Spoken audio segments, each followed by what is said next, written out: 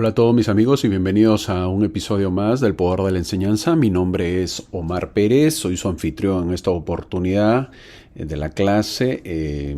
Como cada semana, muchas gracias por acompañarme. Es un placer para mí estar con todos ustedes a través de las Escrituras.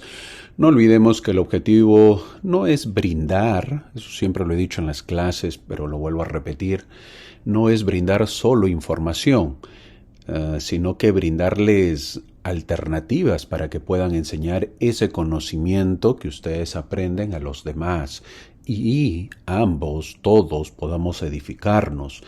¿En qué? En venir a Cristo. Ese es el objetivo. El objetivo de una clase, el objetivo de la iglesia, el objetivo de las Escrituras no es conocer solamente, no es llenarnos de sabiduría o conocimiento, sino en poder regresar a Cristo, en poder venir a Cristo. Así que bienvenidos a una clase más.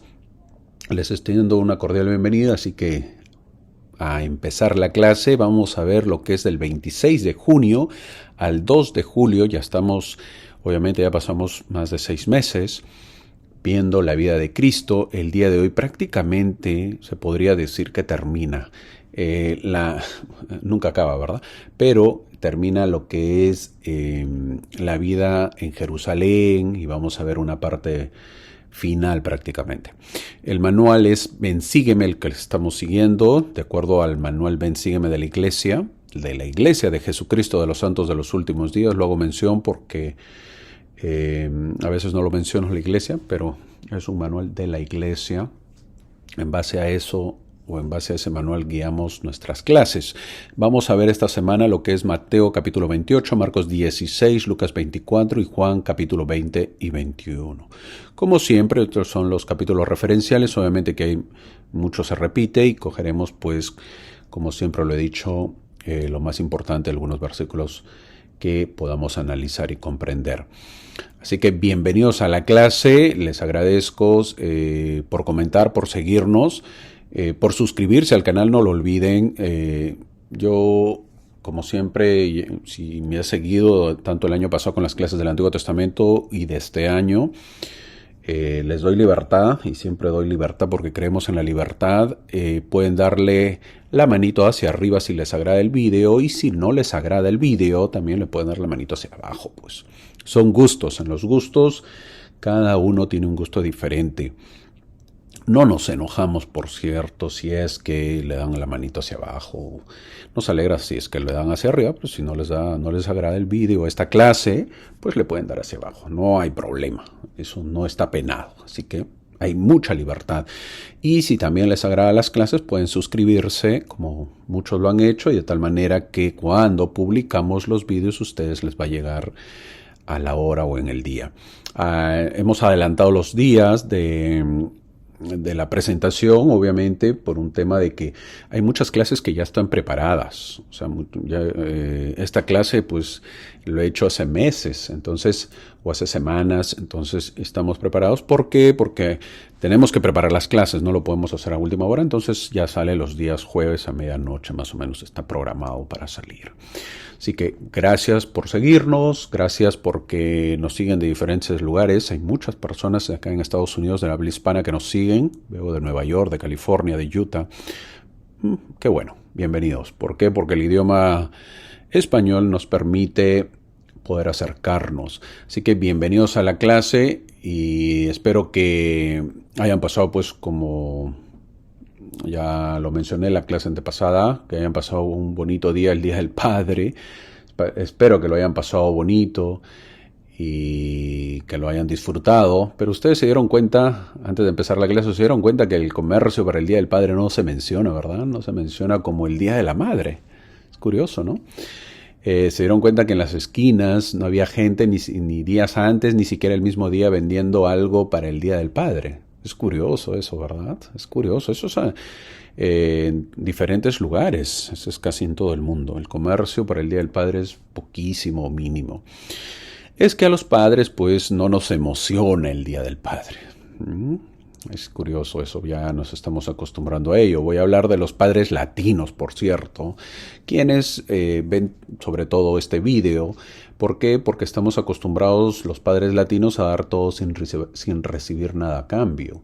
Nosotros salimos a trabajar pues sin importar cómo estemos internamente, sin importar cómo estamos en nuestra relación. Para muchos el ser padre es cumplir con nuestra familia, aunque no recibamos muchas veces ni siquiera un gracias.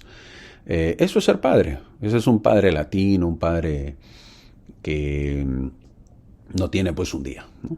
Tampoco quisiera pasar por alto a aquellas madres, siempre yo lo menciono, a aquellas madres que han sido madre y padre para muchos. Porque así hay familias, no vamos a negar ese tipo de familias que han crecido o crecen o viven sin un padre de familia, sin un hombre en la casa, sin un jefe de hogar varón. Familias donde no hubo un padre y la madre pues tuvo que suplir, o sea, reemplazar esa función, tuvo que reemplazar ese rol. A esas madres que han sido padre y madre, obviamente también esperamos que hayan pasado pues un bonito día del padre, porque se lo merecen sinceramente. Vamos a empezar con la clase. La clase el día de hoy titula Ha resucitado. En Lucas capítulo 24, el versículo 6, dice lo siguiente, basado el título de la clase: no está aquí, sino que ha resucitado. Acordaos de lo que os habló cuando aún estaba en Galilea. Fin del versículo. Así que llegó el momento del vencimiento de la muerte quedaba atrás, Cristo ha resucitado, la muerte ha quedado atrás. Cristo lo venció para que el ser humano pueda resucitar, la resurrección es gratuita, algún día todos podremos resucitar. Jesús ya venció ese obstáculo de la cual el hombre no podía regresar a Dios el Padre, ahora esa dificultad ya quedaba vencida. Entonces, ese es el título. ¿Y qué se tiene que hacer para resucitar? Como dijo un líder, bueno, pues hermanos, eso es algo gratuito, así que a morirse. Si quieren resucitar, a morirse. Eso lo dijo un hermano, un líder. Por cierto, todos resucitaremos, buenos y malos, diferentes culturas, diferentes religiones, diferentes edades, diferentes el sexo, dependiendo del sexo, no tiene nada que ver. Todos resucitaremos. Sin embargo, el día y la hora de la resurrección sí está supeditada a mandato divino. ¿Qué quiere decir? Al mandato de Dios. Y obviamente que eso lo hacemos nosotros. ¿Por qué? Porque ya conocemos en otras escrituras, que bueno, en otra próxima clase lo hablaremos acerca de las horas de la resurrección. No todos van a resucitar en un momento. Hay la primera resurrección, la mañana de la primera resurrección, hay las después resurrecciones. Entonces, obviamente, eso sí hay un control y hay una determinación. Pero de que vamos a resucitar, todos resucitaremos. Así que veremos el día de hoy el acontecimiento más grandioso que es la resurrección. Una bonita clase. Antes de empezar también quisiera decir que en esta clase va a haber mucha información, sobre todo aprendizaje, que es lo que se desea, pero quizás, lo menciono, lo digo desde ahora, quizás esa información no guste a muchos. Por cierto, es información. Hago aclaración antes de empezar la clase. Es información, no es doctrina. Así que si gustan, lo escuchan, o si no, pues lo obvian, pero se tiene que hablar. Yo tengo que hablarlo, se tiene que decir, uno debe estar informado y obviamente pues uno ya es adulto y tiene que sacar sus propias conclusiones. Cuando yo subo un video, les hago mención, en este canal de YouTube, me pregunta YouTube si es un programa para niños o no. Y yo siempre digo que no es para niños, porque los que ven este video son adultos, por lo que debemos analizar y sacar nuestras propias conclusiones. Ese es el albedrío. Acostumbrémonos a sacar. Yo recibo información, leo información y saco mi conclusión. ¿Ok? Yo recibo la información y saco mi conclusión. Ese es el objetivo. ¿Por qué? Porque tengo albedrío. Hace muchos años, cuando estaba en el colegio, les comento una historia breve, antes de empezar la clase, y era pequeño yo, recuerdo que me enseñaron que los libros, mi familia me enseñó, que los libros no se manchan, no se rayan y que los libros no se equivocan. No sé si ustedes también les dijeron lo mismo, pero a mí me decían eso. Entonces llevaba un libro en la casa, se compraba un libro, no estaba prohibido pues mancharlo, rayarlo, no, eso no se puede, era algo sagrado el libro, ¿verdad? Llegué a la secundaria y en un curso de matemáticas, los recuerdo, haciendo un ejercicio con un profesor, no salía el ejercicio. No era en el colegio, era en una otra parte, enseñanza de matemáticas. Entonces estábamos haciendo el ejercicio y no salía con el profesor. No salía el ejercicio, porque el resultado no coincidía con el libro. Venía el ejercicio y obviamente al final estaban pues los resultados. Entonces dice, a ver el resultado, y no coincidía. Entonces lo vimos varias veces el ejercicio. Éramos un grupo que estábamos estudiando las matemáticas y hasta que el profe dijo, bueno, el libro está equivocado. Así dijo, el libro está equivocado. En ese momento yo sentí que mi mundo, sinceramente, se caía. ¿Cómo que un profesor iba a decir que un libro se va a equivocar? El profe dijo, yo he estudiado matemáticas puras en la universidad. Nos constaba. Él había acabado la universidad, pura matemática. Este ejercicio es de colegio, ni siquiera es de universidad, nos dijo. Y yo lo conozco bien. Lo hemos revisado con ustedes varias veces y ustedes también conocen. Y el resultado no coincide con el libro. Entonces dígame, si el libro no se puede equivocar. Así dijo el profesor. Era obvio. Un libro también se puede equivocar.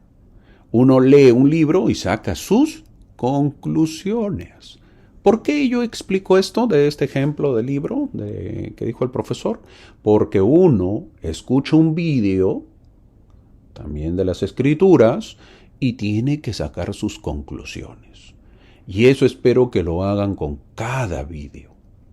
Ustedes mismos tienen que analizar y sacar sus conclusiones. Ese es el objetivo de las clases, no dejarse guiar. Por eso les digo y les he dicho siempre que empiecen antes de ver el vídeo leyendo sus escrituras, analícenlos, piénsenlo, medítenlo y luego vean los vídeos. ¿Ok? Así que vamos a empezar las clases. Y las clases, el día de hoy veremos a Mateo capítulo 28, lo que veremos la resurrección, Jesús se aparece a María Magdalena en Marcos 16, que vamos a ver lo de eso, vamos a ver la ascensión también, vamos a ver la incredulidad de Tomás, en Juan capítulo 21, vamos a ver cómo termina el libro de Juan. Ese es el objetivo. Me gusta poner esta imagen acerca de Jesús porque se ve como que está saliendo del sepulcro, ¿verdad? Y a la luz. En Mateo capítulo 28, que empieza la clase, en el versículo 1 dice, pasado el día de reposo, al amanecer del primer día de la semana, vinieron María Magdalena y la otra María a ver el sepulcro. Fin del versículo. Ellas, mujeres, vinieron a terminar la preparación del cuerpo de Jesús, lo cual fue interrumpido por el día de reposo.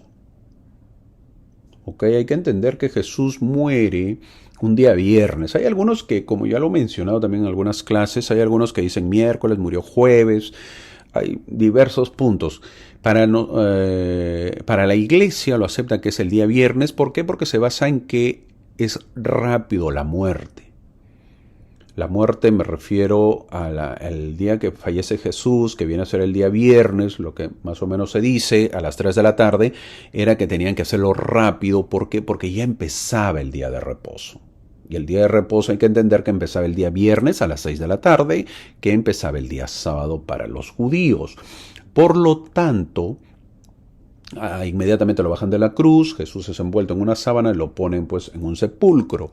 ¿Por qué? Porque no tenían que tener contaminación con los muertos. ¿Por qué? Porque empezaba el día de reposo. Entonces, obviamente, y eso indicaba impureza. Ellos tenían que estar puros para recibir el día de reposo. Miren la costumbre judía, ¿verdad? Era importante. Ojalá aprendamos algo de ello también. Entonces, obviamente que al ponerlo en una sábana, en el cuerpo envuelto rápidamente, lo que hacían era que no prepararon pues el cuerpo de Jesús. Las personas pensaban que Cristo moría y nunca más iba a volver a vivir, por lo tanto el cuerpo se tiene que preparar. Se tenía que preparar con prácticamente unas hierbas, unos aromas para que esté bien. Esa era la creencia. Entonces, como fue viernes, obviamente que no hubo tiempo, es por eso que llegan las mujeres para hacer ese trabajo. Así que pasado el día de reposo, que era el sábado, en ese entonces, el primer día de la semana, ya empezaba, que era el día domingo, que viene a ser desde las 6 de la tarde del día sábado, pero como era noche, obviamente no iban a venir, vinieron el día domingo en la mañanita. Tempranito se acercan las mujeres para poder hacer este ritual que ellas tenían. Es decir, el domingo ellas vinieron a la tumba con toda la expectativa pues de encontrar el cuerpo muerto de Jesús. Y se han propuesto muchas teorías sobre el día de la muerte y la resurrección de Cristo. En particular, los eruditos han discutido si fue crucificado, como les mencioné, si fue crucificado pues el jueves o el viernes. ¿Para qué? Para que se cumpla lo que son los 3 días y las 3 noches que tenía que estar muerto Jesús. Si bien el lapso de tiempo no equivale a 3 días completos, podemos estar seguros el suponer que Cristo fue crucificado alrededor, como ya lo he mencionado, a las 3 de la tarde del día viernes, porque aquel día era pues el día de preparación y se acercaba el día de reposo, como dice que, yo no me baso en lo que dice, o en un supuesto, eso lo dice Lucas capítulo 23, versículo 54. Ahora, resucitó Jesús temprano un domingo, el primer día de la semana, por lo tanto, el tiempo pasado en el paraíso espiritual habría sido pues poco más de un día y medio más o menos, ¿no? Según nuestra cronología de tiempo. Es una fiesta, la más grande fiesta, resucitó Jesús, el Hijo de Dios. Ese es el motivo por la que nos reunimos nosotros los domingos. Y eso hay que entenderlo, porque siempre la pregunta es, hermano, pero el día de reposo es el sábado. Los judíos, los israelitas o los judíos, pues se reunían el día de reposo el sábado. Sí, el día de reposo era el sábado, pero la iglesia, y eso lo vamos a ver en Doctrina y Convenios, la iglesia obviamente se reúne el primer día de la semana para conmemorar lo que es el día de la resurrección, para festejar que Jesús está vivo. Luego nos dicen que hubo un gran terremoto, nos dice en el versículo de Mateo, en Mateo que estamos analizando, en Mateo capítulo 28, solo Mateo anota este terremoto. El terremoto no causó que la piedra fuera removida por si acaso. Terremoto, bueno, no sé en qué punto, hasta qué grado habrá sido, pero menciona que hubo un terremoto. Eso no hizo que la piedra donde estaba tapado el sepulcro que habían ordenado poner los líderes judíos, el terremoto no ocasionó que la piedra se moviese. El ángel es quien rodó la piedra, tal como se ve en la imagen, más o menos dando a entender. La tierra se sacudió tanto en la pasión de Cristo, hay que entender eso, hay que recordarlo. Cuando Cristo muere también hubo temblor o terremoto, se sacude. Y también en la resurrección. Primero con su muerte para mostrar que no podía, pues la tierra no podía soportar su sufrimiento. Y con la resurrección para mostrar que no podía estorbar su resurrección. La tierra no quería recibir el cuerpo de su creador. Por eso se estremece. Eso es un simbolismo. No quiere recibirlo. Y también cuando muere Cristo y cuando resucita, obviamente ocurre un terremoto, dando a entender que la tierra no va a estorbar para que Cristo salga y empiece su vida o empiece la resurrección. Ahora, el que salía de la tumba ya no era Jesús el Hijo de María, ahora era un Dios. Eso tenemos que saberlo. Jesús resucitado, tanto así que hasta bajó un ángel para remover la piedra. No es porque Jesús no pudiese moverla, porque hasta el ángel se sentó en la piedra removida. Al llegar las mujeres vieron el sepulcro vacío. Hacemos un par en esta historia un momento. ¿Por qué? Porque hay un poquito de confusión si leemos Mateo, Marcos, Lucas y Juan, porque parece que se contradicen, un poco que cambia un poco las historias. Mateo da un informe y luego volveremos con historia de la resurrección, con historia, así como da un versículo interesante. Porque hay una felicidad increíble con la resurrección, pero así como unos eran felices con lo acontecido y corrían de alegría, para otros les venía pues el tormento, dolor y aflicción para los líderes judíos. Los guardias fueron a dar su informe. Dice Mateo que obviamente al enterarse que la piedra fue removida y que ya no había el cuerpo, obviamente los guardias fueron a dar su informe también y lo hicieron ante los líderes judíos. ¿Qué hacer ante escuchar la verdad? Ves a los romanos que vienen y te dan el informe que el cuerpo no está, que ha sido removida la piedra y que ellos no fueron. ¿Qué hacer? La pregunta es, ¿se arrepintieron los líderes judíos? ¿Cambiaron? ¿También reconocieron la verdad? ¿Fueron a verificar lo sucedido? ¿Qué hacer ante eso? ¿No hubiese sido lo correcto verificar? ¿No hubiera sido lo correcto decir a Anás, Caifás, sacerdotes, vamos a verificar? No. ¿Vamos a comprobarlo? No, no hicieron eso. Ahora, veamos. Mateo da un informe de lo que sucede con los guardias al saber que la piedra fue removida. Por eso estoy haciendo el break, porque los otros no mencionan esto. Entonces no sabemos en qué momento lo dice. Obviamente fue después de la resurrección, pero no sabemos en qué momento. Entonces Mateo da un informe de lo que sucede con los guardias al saber que la piedra fue removida. Los guardias buscan a los líderes judíos y le cuentan. En Mateo capítulo 28, el versículo 13, dice, decid vosotros. Miren lo que le dice. Lo que le dicen cuando se presentan los soldados romanos a los líderes judíos al escucharlo le dicen a los romanos, a los líderes, a los soldados romanos les dicen, decid vosotros, decid ustedes, sus discípulos vinieron de noche y lo hurtaron, lo robaron, estando nosotros dormidos. Fin del versículo. Eso le dicen, les aconsejan los líderes judíos que digan los soldados romanos. En lugar de cambiar, ocurre la torpeza más grande. En lugar de reconocer que estamos mal y debemos arrepentirnos, caemos en tonterías. Vayan y digan a los demás que los discípulos lo hurtaron de noche mientras dormíamos. Si dormían, entonces ¿cómo sabían que eran los discípulos? Qué tontería, ¿verdad? ¿Cómo movieron la piedra sin que haga ruido y la guardia no escucha? ¿Cómo? No era una piedra pequeña, era una piedra grande. Este intento de encubrimiento muestra la oscuridad total de estos sacerdotes. Muestra la oscuridad del liderismo judío. Penoso.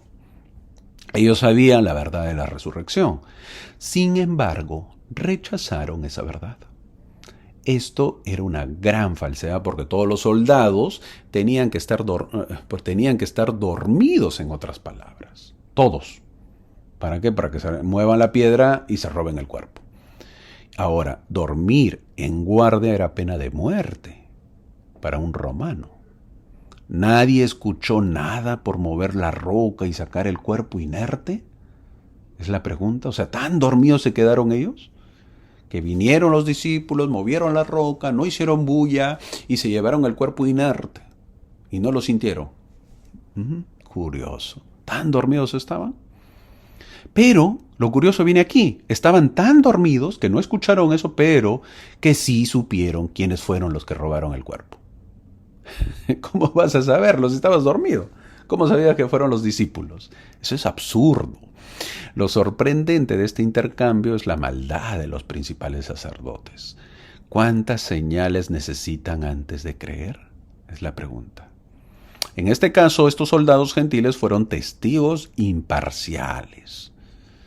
Su historia era irrefutable y los principales sacerdotes no los acusan de inventar historias. Ellos creen en su informe, es curioso, ellos creen en el informe de los romanos, porque ellos bien pudieron decir, no, ustedes están locos, ¿cómo es esto? ¿Cómo que se lo va a robar?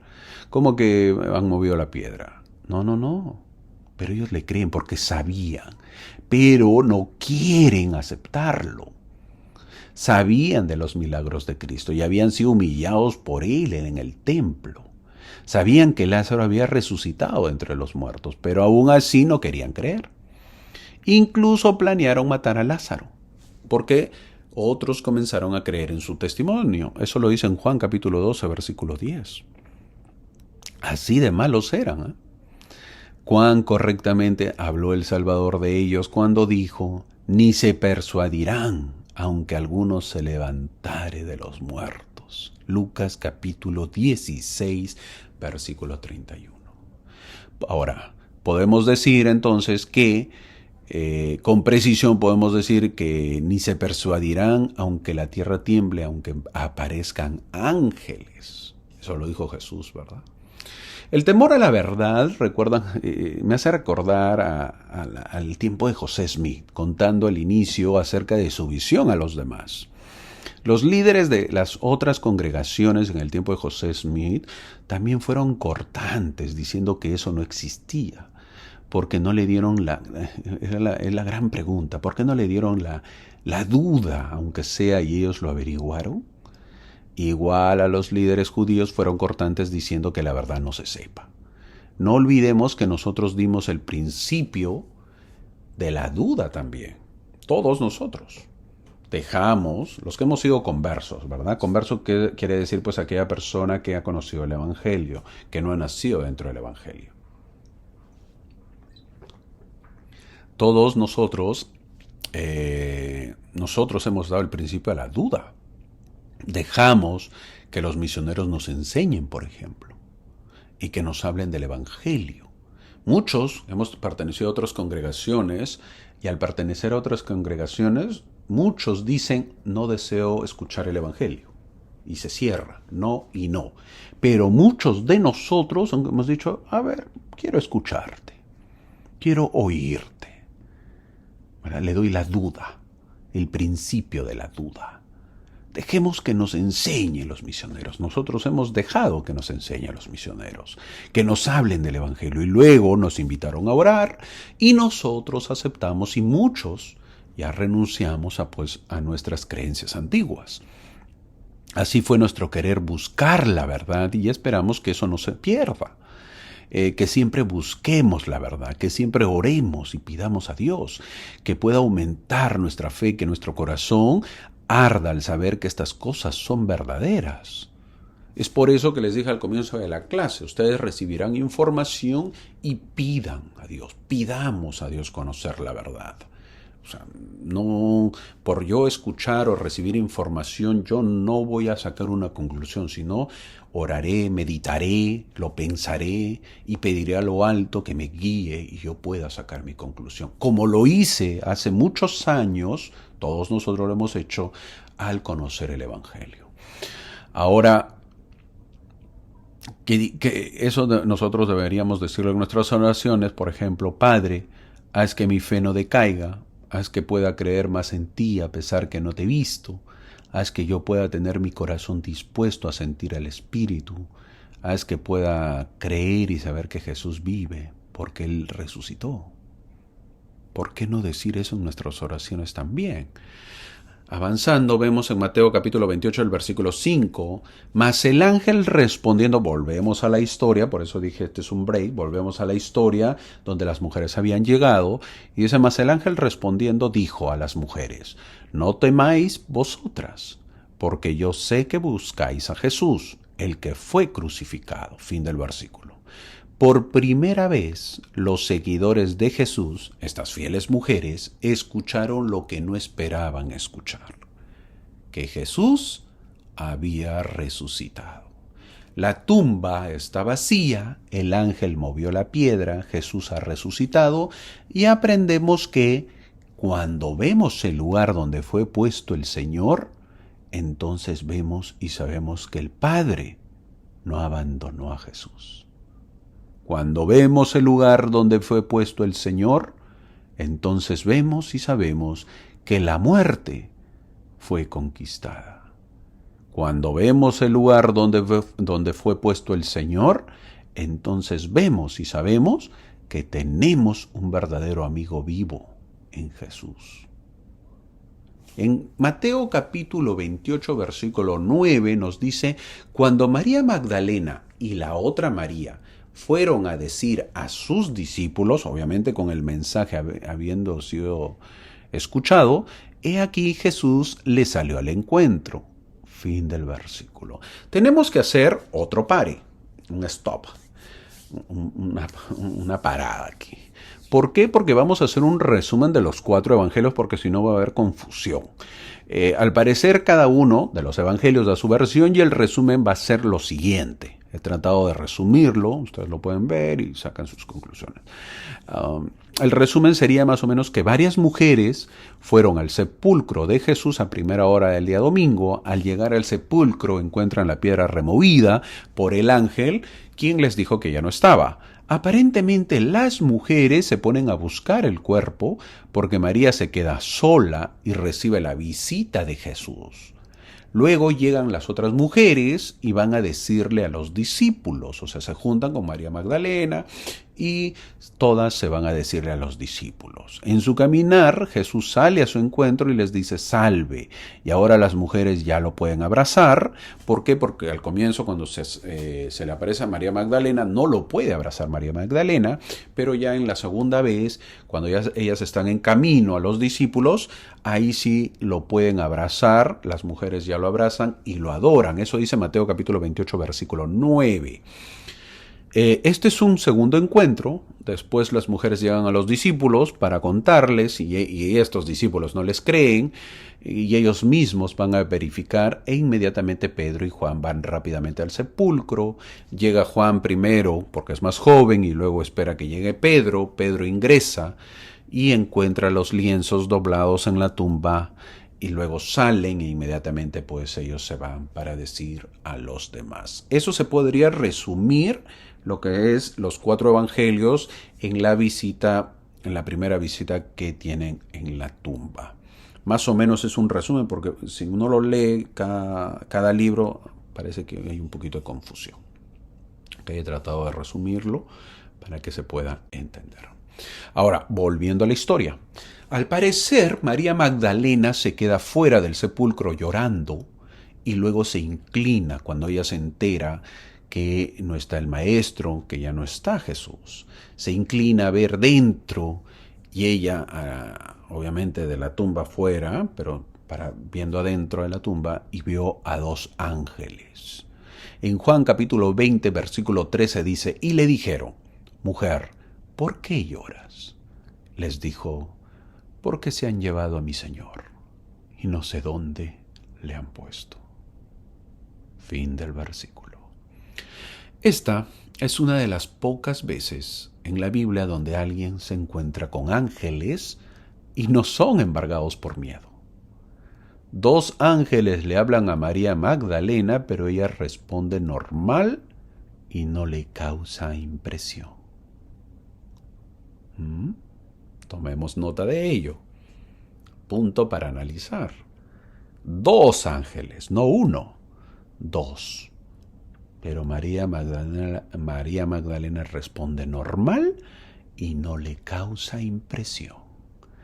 Esto demuestra que María estaba tan apesadumbrada por la pérdida quizás de Jesús, tan dolida que no le afectaba ni siquiera la aparición de ángeles.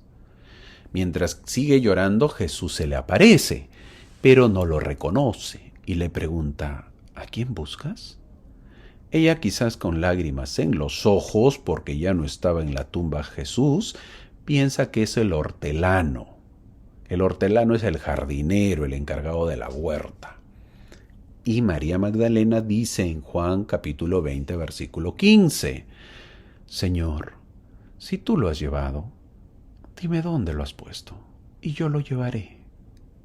Fin del versículo. Así es María. Hasta el último momento es su amor. María le dice que como fue a última hora y lo pusieron en una tumba nueva, que quizás no tenía dueño, y ya lo movieron el cuerpo a otro lado, si es así, que le den el cuerpo, ya lo llevaría.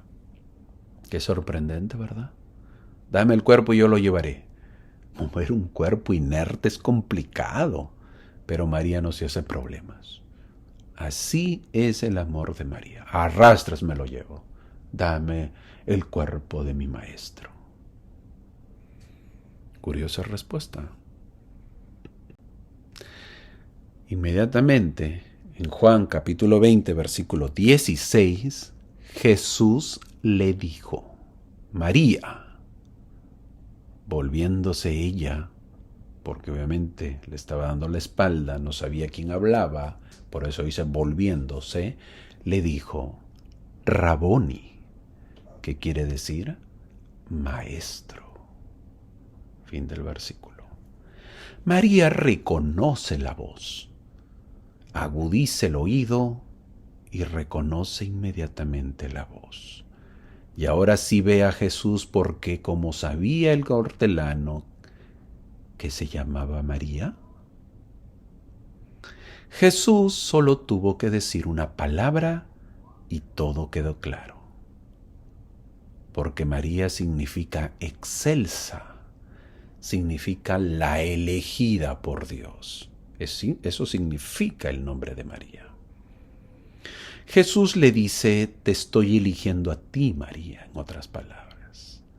Mi Padre eligió a mi madre María y yo te elijo a ti, María.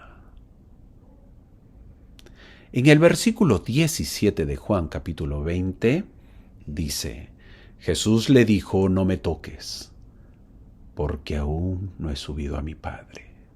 Mas ve a mis hermanos y diles, subo a mi Padre y a vuestro Padre y a mi Dios y a vuestro Dios. Fin del versículo. María, al reconocer a su maestro, inmediatamente va a tocarlo, a abrazarlo, a adorarlo quizás. Jesús tuvo que retener esos impulsos y le dijo, no me toques. En un segundo, toda la tristeza se le fue a María, porque el cuerpo inerte que ella buscaba estaba al frente y le hablaba. Siguiendo su instinto fue a tocarlo, pero Jesús le dice que no lo toque porque aún no ha subido a su Padre. Jesús recién resucitado todavía no ha subido al Padre y se le aparece a María. Habían pasado como 33 años que había salido de la vida preterrenal. Jesús ya había cumplido todo. Ahora tenía que volver al Padre y dar su informe. 33 años, más o menos en promedio había pasado que había salido Jesús de la vida preterrenal. Ahora la primera mortal que vio al Señor resucitado fue a María Magdalena. María y sus compañeras fueron las primeras en buscar al Señor en la mañana de Pascua. Por lo tanto, fueron los primeros en ver al Cristo resucitado. No les interesaba tanto el prestigio y el poder como el servicio y la humildad a estas mujeres. En consecuencia, fueron bendecidas con una visita personal del Señor resucitado, un privilegio del que disfrutan muy pocos. De una manera sin paralelo en las Escrituras, este incidente muestra que el Señor ciertamente recompensará a las hermanas, a menudo antes que a los hermanos, por todos sus momentos de servicio religioso, silencioso, por su servicio religioso, ya que a veces se dice que las mujeres son apartadas de los supuestos grandes llamamientos, porque se acusa a la iglesia de ser machista.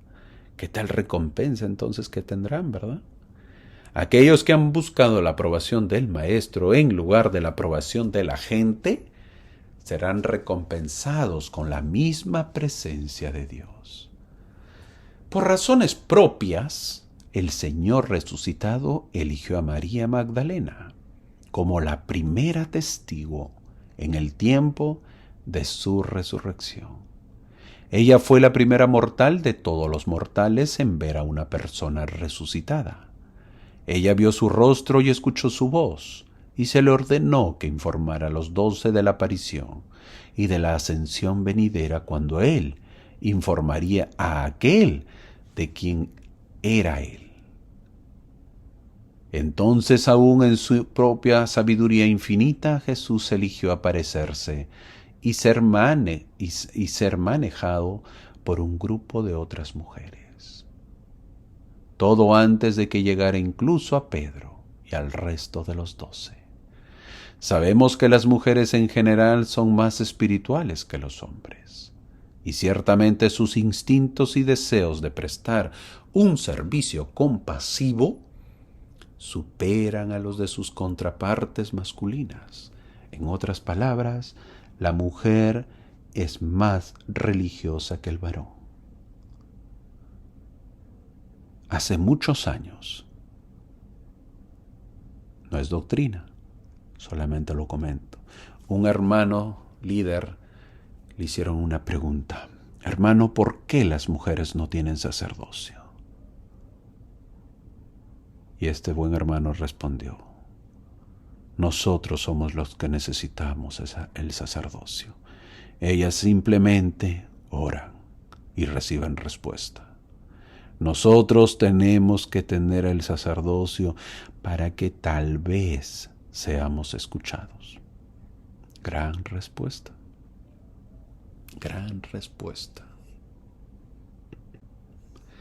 En Marcos capítulo 16, versículo 9, dice, nos trasladamos a otro libro, porque así está para poderlo entender la secuencia. En Marcos capítulo 16, versículo 9 dice: María Magdalena, de la cual había echado 7 demonios, conociendo un poquito a María Magdalena. María Magdalena es descrita tanto en el Nuevo Testamento canónico como en los apócrifos del Nuevo Testamento, como una devota discípula de Jesús. Algunas religiones la consideran como una santa.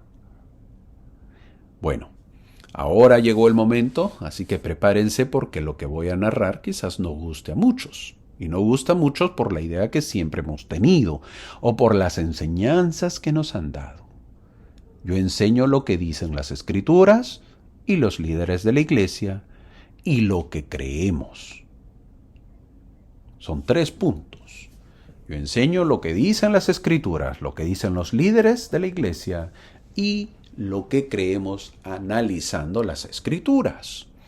Ya depende de nosotros creer o no. Por ejemplo, hace un tiempo un hermano dijo que todo le gustaba de la iglesia menos el diezmo. Si no existiera el diezmo, hermano, yo me uniría a su iglesia, me dijo. Lamentablemente no se puede separar. ¿Lo aceptas o no lo aceptas? Así de simple es. Y lo mismo sucede. Lo aceptan, si gustan, lo que narraré. Mucho se habla de María. Ya hay la tradición de que María Magdalena era una prostituta. Y esto carece por completo de fundamento en las Escrituras. Tampoco encontramos fuentes no bíblicas que den algún indicio de que tuviera una mala reputación. Las Escrituras describen a María como alguien que, con las otras mujeres fieles, le ministraba de sus bienes durante el ministerio de Jesús en Galilea. ¿Dónde dice eso? Lucas capítulo 8, versículos 3 y 4. Le ministraba de sus bienes. Asimismo, Marcos capítulo 16, versículo 9, dice que María Magdalena, de la cual había echado 7 demonios. No dice que fue prostituta. ¿Que tenía demonios? Obviamente. Vemos que Jesús, en el tiempo de Jesús, todas las enfermedades se atribuían a que tenía demonios. ¿Qué enfermedad tuvo? No lo sabemos. ¿De qué padecía? No se dice. Ahora, esto no es doctrina, pero muchos dicen que María Magdalena era la esposa de Jesús. Esto, afirman, explicaría la conversación íntima entre los dos en la tumba del jardín, que tiene o que lo narra Juan, capítulo 20 del versículo 11 al 18. Sin embargo, esta noción romántica tampoco está respaldada por las Escrituras. Se desconoce si Jesús estuvo casado o no.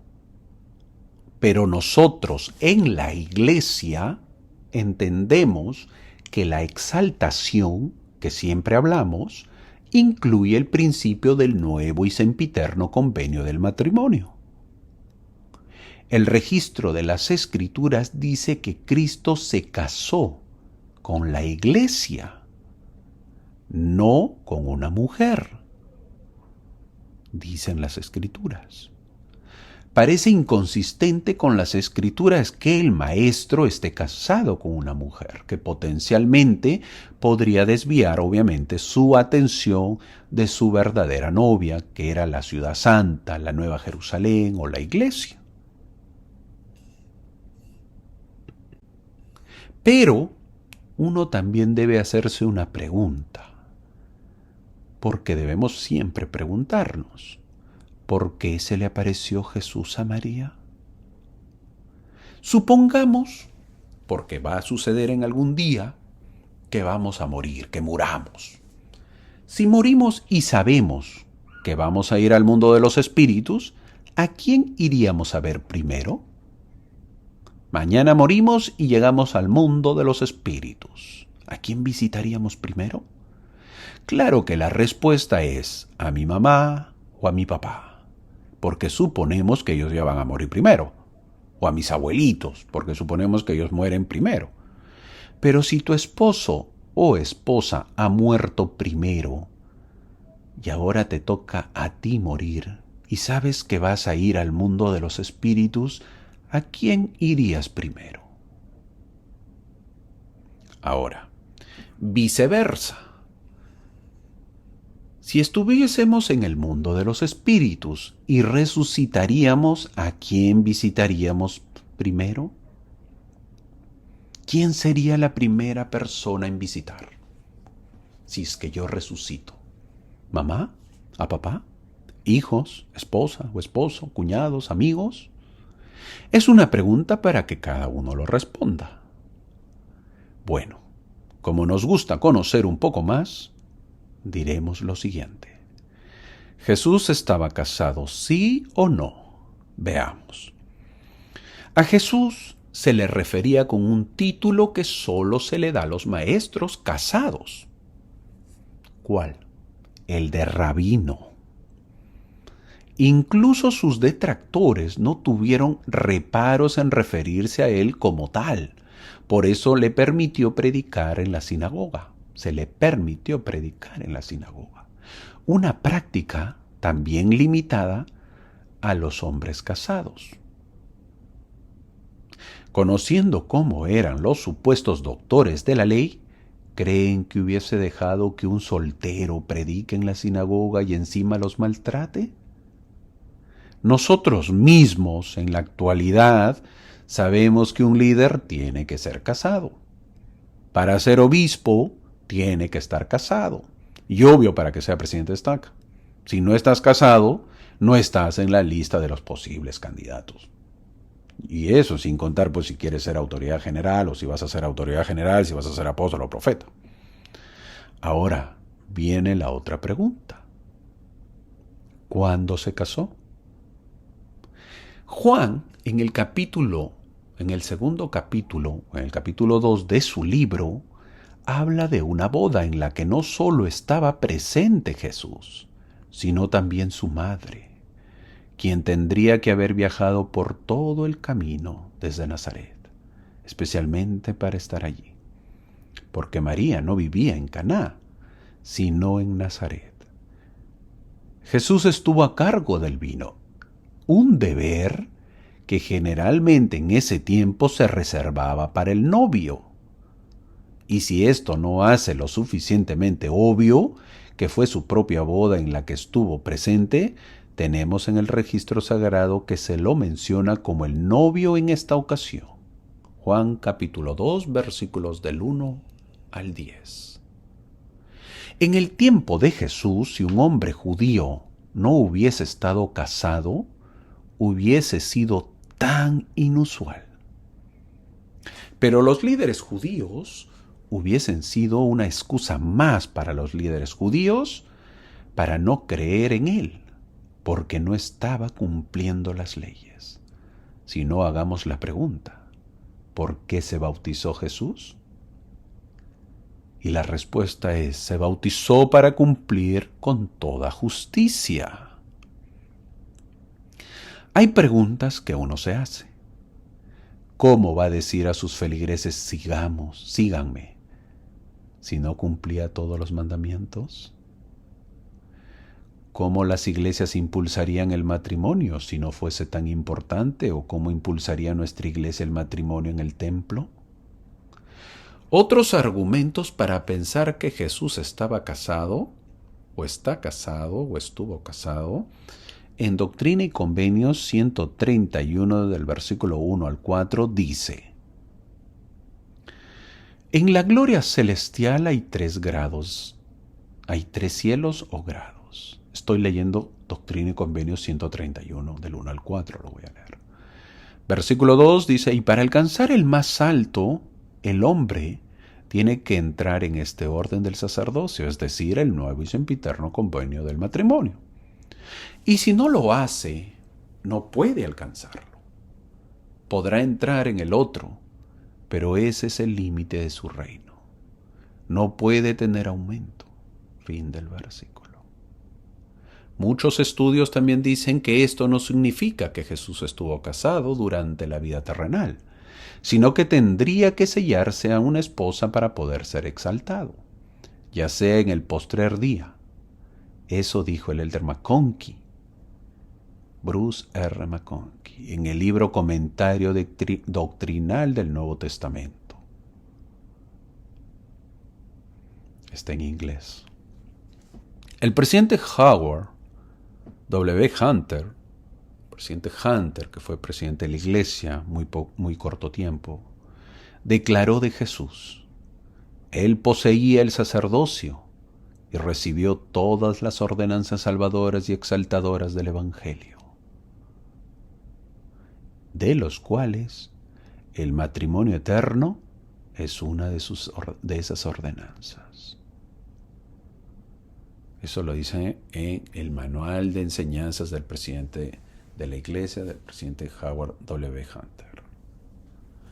Para terminar, dejo una pregunta. Siempre se nos aconseja que debemos buscar la exaltación. ¿Y quién está primero en la exaltación? Si esto no te agrada, mi buen amigo o mi querido hermano, espero que no te hayas escandalizado, sino poder ver el Evangelio desde otro punto.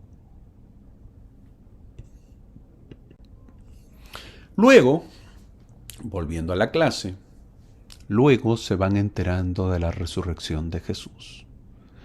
Jesús se reúne con sus apóstoles. ¿Y cuál es el objetivo? Jesús les dice, Marcos capítulo 16, versículo 15, id por todo el mundo y predicad el Evangelio a toda criatura. Fin del versículo. El presidente Hinckley dijo, en el año 96, está en La Liaona, él dijo lo siguiente, cuando tuvo una entrevista, cuando le hizo la pregunta de Mike Wallace, un entrevistador norteamericano, de un programa de televisión, una entrevista televisiva. ¿Por qué su iglesia es tan agresiva?, le dijo el periodista. ¿Por qué su iglesia es tan agresiva en cuanto a correr la voz, hacer que los misioneros toquen puertas? donde pueden no ser bienvenidos y donde obviamente no están invitados? Y la respuesta que dio el presidente Hinckley fue: creemos que el Señor quiso decir lo que dijo cuando dijo: id por todo el mundo y predicad el Evangelio a toda criatura. Creemos en ese mandato. Creemos que depende de nosotros tratar de cumplirlo. Lo estamos haciendo con toda la energía y los recursos que tenemos. Fin del comentario. El elder John Christensen dijo lo siguiente: los profetas modernos han enseñado que todo joven que esté física y mentalmente capacitado debe prepararse para servir en una misión honorable. El Señor no dijo: ve a una misión si se ajusta a tu horario, o si te apetece, o si no interfiere con tu erudición, tu romance o tus planes educativos. Predicar el Evangelio es un mandamiento y no simplemente una sugerencia, es una bendición y un privilegio y no un sacrificio. Recuerden, aunque para algunos de ustedes puede haber razones muy tentadoras para no servir en una misión de tiempo completo, el Señor y sus profetas cuentan con ustedes. Eso lo dijo en La Leona del año 96. Título de su mensaje se llamó El Salvador cuenta con ustedes. Luego el libro de Juan capítulo 20 nos dice que los apóstoles estaban reunidos en la noche de ese mismo día a puertas cerradas y vino Jesús y se les apareció. Y el libro de Lucas dice que dijo, Lucas capítulo 24 versículo 39, mirad mis manos y mis pies, que yo mismo soy, palpad y ved, porque un espíritu no tiene carne ni huesos, como veis que yo tengo. Fin del versículo. Aunque un cuerpo resucitado tiene carne y huesos, no tiene sangre. José Smith enseñó que los seres resucitados tienen espíritu en el cuerpo y no sangre.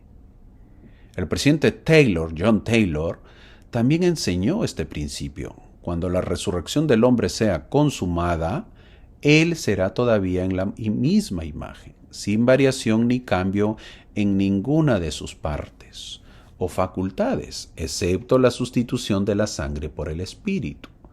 Pablo dice: la carne y la sangre no pueden heredar el reino de Dios. 1 Corintios capítulo 15 versículo 50. La sangre es corruptible. El cuerpo vivificado por la sangre está sujeto a la ley de la muerte. Pero el cuerpo de Cristo, cuando resucitó de entre los muertos, fue vivificado por el Espíritu. Su cuerpo ya no era un cuerpo mortal, ya no estaba gobernado por las mismas leyes que nos rigen a nosotros. Qué importante, ¿verdad? Lucas capítulo 24, versículo 39 nos dice: un espíritu no tiene carne ni huesos. Aunque un cuerpo resucitado tiene carne y huesos, no tiene sangre. José Smith enseñó que los seres resucitados tienen espíritu en el cuerpo y no sangre. El presidente Taylor también enseñó este principio: cuando la resurrección del hombre sea consumada, él será todavía en la misma imagen, sin variación ni cambio en ninguna de sus partes o facultades, excepto la sustitución de la sangre por el espíritu. Qué importante, ¿verdad? Qué importante es conocer y saber de que un ser resucitado no tiene sangre. Lucas capítulo 24 versículo 40 dice: habiendo dicho esto, les mostró las manos y los pies. Entonces resucitó Jesús. ¿Qué pruebas hay? Jesús literalmente resucitó de la tumba en el sentido físico más real, con el mismo cuerpo de carne y huesos que tenía en la tierra, y esto se demuestra de muchas maneras. Primero, los ángeles dijeron que había resucitado. Segundo, las mujeres y luego los hermanos notaron que el cuerpo ya no estaba en la tumba. En tercer lugar, las mujeres sostuvieron a Jesús por los pies, lo dice Mateo capítulo 28 versículo 9. En cuarto lugar, los apóstoles palparon su cuerpo resucitado con sus propias manos y vieron los agujeros de los clavos y el agujero de la lanza. En quinto lugar, Jesús comió alimento real. En sexto lugar, después de mostrarles las manos y los pies, sopló sobre ellos. Juan capítulo 20 versículo 22. Entonces sería impensable que un espíritu pueda respirar sobre los mortales. Pero siendo un cuerpo resucitado, un ser físico absolutamente tangible, ¿por qué no? Lucas registra en el libro de los Hechos que Jesús se presentó vivo, con muchas pruebas indubitables. Estas pruebas, como hemos señalado, incluyen oír, ver, tocar y recibir el aliento, todo además del Espíritu, del testimonio del Espíritu Santo. Tales evidencias atestiguan no solo que Jesús tenía un cuerpo, sino también que era el mismo cuerpo que poseía al morir, el cuerpo que fue clavado en la cruz. La evidencia de que resucitó y estaba vivo deben ser tan clara y definitiva como la evidencia de que había muerto. Jesús quería asegurarles que su cuerpo resucitado era un cuerpo real, físico, aunque de un orden diferente al de nuestros propios cuerpos. Él no era un fantasma o una aparición. La batalla de Satanás por las almas de los hombres implica inevitablemente la distorsión de la doctrina, la apostasía. La actualidad de la resurrección no es una excepción. Tan pronto como Cristo resucitó, los secuaces de Satanás estaban ocupados difundiendo rumores falsos sobre lo que le sucedió al cuerpo. A los guardias, los principales sacerdotes dijeron: «Decid vosotros, sus discípulos vinieron de noche y se lo robaron mientras dormíamos». Otra falsedad fue que Cristo no estaba muerto cuando lo bajaron de la cruz, sino que estaba en estado de coma o desvanecimiento y que luego fue resucitado. La siguiente gran mentira fue que todos los testigos de la resurrección estaban delirando, que la historia de la resurrección era un engaño inconsistente por parte de aquellos que afirmaban haber visto al Cristo resucitado, habiendo sido tales personas víctimas de visiones subjetivas pero irreales, conjuradas por su propia condición excitada y sus imaginaciones. Qué curioso.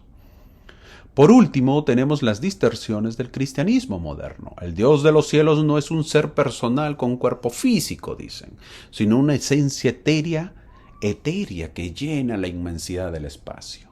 Así mencionan a otros que es Jesús, el ser resucitado. Ante ello, Lucas, el médico, es quien define a Jesús resucitado. Ninguna mente lógica puede leer el relato de Lucas y declarar que Jesús era un espíritu o fantasma intangible. La cuidadosa atención del médico a los detalles indudablemente procedía de su interés por la ciencia médica. Jesús no perdió su cuerpo después de su resurrección. Jesús tendrá ese mismo cuerpo cuando venga en gloria a juzgar al mundo.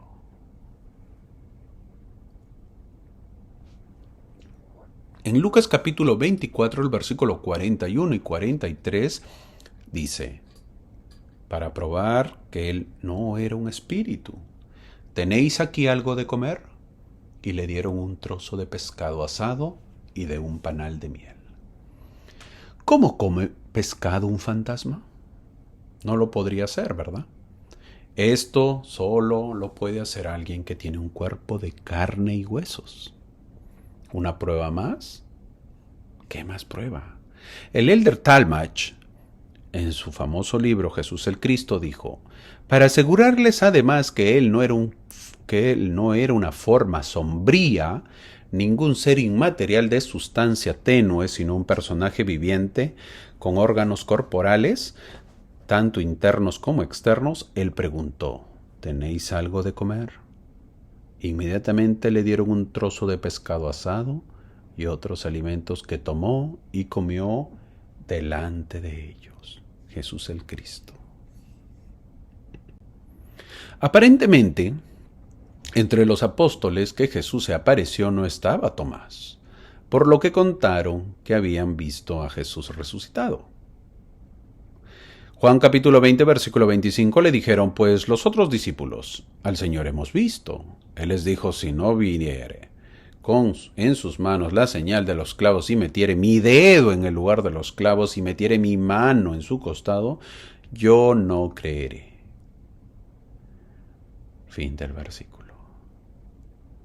Muchos acusan a Tomás de su incredulidad. Si nosotros hubiésemos estado en ese tiempo, ¿hubiésemos creído lo que los apóstoles dicen o no? Si decimos que sí, quiere decir que tenemos fe en que los demás dicen. Y si es así, entonces deberíamos ser más obedientes con lo que nuestros líderes dicen. Pero la verdad es que Tomás se parece a muchos de nosotros. Se parece a nuestra incredulidad, se parece a nuestros yo interiores, porque somos incrédulos muchas veces. A los 8 días volvió a venir Jesús, es decir, el siguiente domingo. Juan capítulo 27 dice, luego dijo a Tomás, pon aquí tu dedo y mira mis manos, y acerca tu mano y métele en mi costado, y no seas incrédulo sino creyente. Fin del versículo. Me encanta la lámina que he puesto porque estoy seguro que si yo hubiese sido Tomás, hubiese estado igualito. Reconozco mi incredulidad porque soy incrédulo. Leo las escrituras y voy a la iglesia para poco a poco ser un creyente, para que mi fe crezca, pero también reconozco que nunca se ha oscurecido mi fe en el Dios de la revelación. Creo que con Dios no tengo problemas. Los problemas son con los hombres y son aquellos que quieren imponer una espiritualidad del miedo y de un respeto que me impide sonreír delante de Dios y hablarle con toda naturalidad y sencillez. Ahora esto tiene que ver que Dios en el mundo tiene una mala prensa también. Los que lo comunican no lo hacen bien y se aprovechan. Es por eso que Dios al final es lejano para la gente. La buena prensa de Dios es muy pequeña. Y esperamos que nosotros seamos buena prensa de Dios. Si publicamos bien de Dios, la gente se unirá a Dios, querrá conocerlo y amarlo, y se unirá a su iglesia. Pero si somos mala prensa, obviamente que nadie querrá saber de Dios. Anunciemos a Dios como buena noticia. Yo creo en un Dios amor. Yo no digo que me voy a salvar, pero sí puedo asegurar de que Dios sí me quiere salvar, sí nos quiere salvar a nosotros. Me encanta esta imagen porque se ve en la imagen cómo este hombre mete su dedo ahí en el costado de la lanza de Jesús y Jesús lo deja. Un incrédulo total que se parece a nosotros. Ay, Tomás, ¿cuánto te pareces a nosotros? En Juan capítulo 21, este capítulo último del libro de Juan nos cuenta algo que los demás libros no cuentan. Nos dice que luego los discípulos fueron al mar de Tiberias, o también llamado el mar de Galilea, de donde era Pedro. Voy a leer lo que contó el elder Jeffrey Holland, me parece muy ilustrativo. En efecto, dice él, Pedro dijo a sus colegas, hermanos, han sido 3 años gloriosos. Hace unos meses ninguno de nosotros se habría imaginado los milagros que hemos visto y la divinidad que hemos disfrutado. Hemos hablado, orado y trabajado con el Hijo de Dios mismo. Hemos caminado a su lado y llorado con él. Y la noche de ese horrible final, nadie lloró más amargamente que yo. Pero ya pasó. Estoy leyendo lo que comentó el elder Holland, que ahorita lo voy a mencionar dónde está, acerca de este suceso. Él continúa diciendo, ya pasó. Él ha terminado su obra y Él se ha levantado de la tumba. Él ha logrado su salvación y la nuestra. Ahora ustedes preguntan, ¿y ahora qué hacemos? No sé qué más decirles, salvo que vuelvan a su vida anterior, con regocijo. Yo intento ir a pescar. Y por lo menos 6 de los otros 10 apóstoles restantes dijeron de conformidad, vamos nosotros también contigo. Juan, que era uno de ellos, escribe, fueron y subieron en una barca. Pero lamentablemente la pesca no era muy buena. La primera noche que pasaron en el lago no pescaron nada, ni un solo pez. Con los primeros rayos de la alborada volvieron la mirada, decepcionados hacia la playa, donde en la distancia vieron una figura que los llamó. Hijitos, ¿han pescado algo? Hijitos. Con tristeza, esos apóstoles convertidos otra vez en pescadores dieron la respuesta que ningún pescador quiere dar. No hemos pescado nada, murmuraron, y para añadir leña al fuego, los estaba llamando hijitos. Y les dice, echad la red a la derecha de la barca y hallaréis, les dice el extraño. Y con esas simples palabras empiezan a tener una idea de quién es. Hacía solo 3 años esos mismos hombres habían estado pescando en ese mismo mar. En aquella ocasión también habían trabajado toda la noche y nada habían pescado. Dice las Escrituras, pero un compatriota galileo que estaba en la playa les había dicho que echaran sus redes y sacaran tal cantidad de peces que sus redes se rompieron y llenaron 2 barcas de tal manera que se empezaron a hundir. Ahora, volvía a suceder. Esos hijitos, como acertadamente se los llamaba, ávidamente bajaron sus redes y no las podían sacar, por la gran cantidad de peces. Juan dijo lo obvio: es el Señor. Y el irreprimible Pedro salió por la orilla de la barca. Tras una reunión llena de júbilo con el Jesús resucitado, Pedro tuvo una conversación con el Salvador que yo considero que es el momento crucial del ministerio apostólico de Pedro. En forma general y ciertamente para él en lo personal, impulsando a un hombre fuerte como la roca a una devota vida de servicio y liderazgo. Contemplando las pequeñas barcas rotas, las redes deshilachadas, y el asombroso montón de 153 peces, Jesús le dijo a su apóstol de más antigüedad: Pedro, ¿me amas más de lo que amas todo esto? Pedro dijo: sí, Señor, tú sabes que te amo. El Salvador vuelve a hacer otra pregunta, pero siempre mirando a los ojos de su discípulo, y dice otra vez: Pedro, ¿me amas? Sin duda, un tanto confuso por la repetición de la pregunta, el gran pescador contesta por segunda vez: sí, Señor, tú sabes que te amo. El Salvador da otra vez una breve respuesta, pero con impecable escrutinio pregunta por tercera vez: Pedro, ¿me amas? Para entonces Pedro de seguro se debió estar sintiendo muy incómodo. Tal vez en su corazón llevaba el recuerdo de tan solo unos días antes, cuando le habían hecho otra pregunta 3 veces y él había contestado de manera igualmente enfática. Lo mismo le habían dicho, pero de modo que él contestó negativamente. O quizás empezó a dudar Pedro si había malentendido la pregunta del maestro de maestros. O tal vez meditaba en su corazón buscando una sincera confirmación de la respuesta que había dado sin demora, casi de manera automática. Cualquiera fueran sus sentimientos, Pedro dijo por tercera vez: Señor, tú sabes que te amo. A lo que Jesús respondió: y aquí vuelvo a reconocer mi elaboración no basada en las Escrituras, dice el Elder Holland, diciendo quizás algo como esto: entonces, Pedro, ¿por qué estás aquí? ¿Por qué estamos otra vez en esta misma playa, cerca de estas mismas redes, teniendo la misma conversación? Lo que necesito, Pedro, son discípulos, y los necesito para siempre. Necesito que alguien alimente mis ovejas y salve mis corderos. Necesito que alguien predique mi evangelio y defienda mi fe. Necesito a alguien que me ame, que verdaderamente me ame y que ame lo que nuestro Padre Celestial me ha comisionado a hacer. El nuestro no es un mensaje débil, no es una tarea fugaz, no es desafortunada, no es una simple esperanza. No ha de quedar olvidada en las cenizas de la historia. Es la obra del Dios Todopoderoso y ha de cambiar el mundo. De modo que, Pedro, por segunda vez y supuestamente la última vez, te pido que dejes todo esto y vayas a enseñar y testificar, a trabajar y servir fielmente hasta el día en que hagan contigo exactamente lo que hicieron conmigo.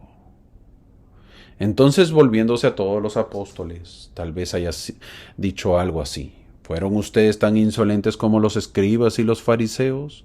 ¿Como lo fueron Herodes y Pilatos? ¿Pensaron ustedes, al igual que ellos, que podrían acabar con esta obra simplemente al matarme? ¿Pensaron ustedes, al igual que ellos, que la cruz, los clavos y la tumba eran el final de todo y que cada uno podía felizmente volver a ser lo que era antes? Hijitos, ¿no les tocó el corazón mi vida y mi amor más profundamente que esto? Mis queridos hermanos y hermanas, no sé exactamente cuál será nuestra experiencia el día del juicio, pero me sorprenderá mucho si en algún momento de la conversación Dios nos pregunta exactamente lo mismo que Cristo le preguntó a Pedro: ¿Me amaste? Creo que Él querrá saber si en nuestra comprensión sumamente mortal, muy inadecuada y a veces infantil de las cosas, al menos comprendimos un mandamiento, el primero y el más grande mandamiento de todos. Amarás al Señor tu Dios con todo tu corazón y con toda tu alma, y con todas las fuerzas y con toda tu mente. Si en ese momento podemos balbucear, sí, Señor, tú sabes que te amo, entonces Él quizás nos recuerde que la característica suprema del amor es siempre la lealtad. Si me amáis, guardad mis mandamientos, dijo Jesús, de modo que tenemos vecinos a quienes bendecir, niños a quienes proteger, pobres a quienes elevar y la verdad que defender. Tenemos errores que rectificar, verdades que compartir y bienes que hacer. En una palabra, tenemos una vida de discipulado devoto que dar fin de demostrar nuestro amor por el Señor. No debemos desistir y no podemos volver hacia atrás. Después de un encuentro con el Hijo viviente del Dios viviente, nada volverá a ser como lo era antes. La crucifixión, la expiación y la resurrección de Jesucristo marcan el comienzo de una vida cristiana, no el final de ella. Fue esta verdad, esta realidad lo que permitió a un grupo de pescadores galileos convertidos nuevamente en apóstoles, sin una sola sinagoga y sin espada, dejar estas redes por segunda vez e ir a forjar la historia del mundo con el que ahora vivimos. Eso contó el elder Jeffrey Holland y termino aquí este mensaje que él dio. Lo hizo en la conferencia general del año 2012. Se llamó su mensaje El primer y grande mandamiento. Fin del mensaje del elder Holland. Muy bonito. Los invito a que lo puedan leer o escuchar o oír o verlo a través de las redes sociales. Es conferencia general del 2012. El primer y grande mandamiento. El elder Jeffrey Holland.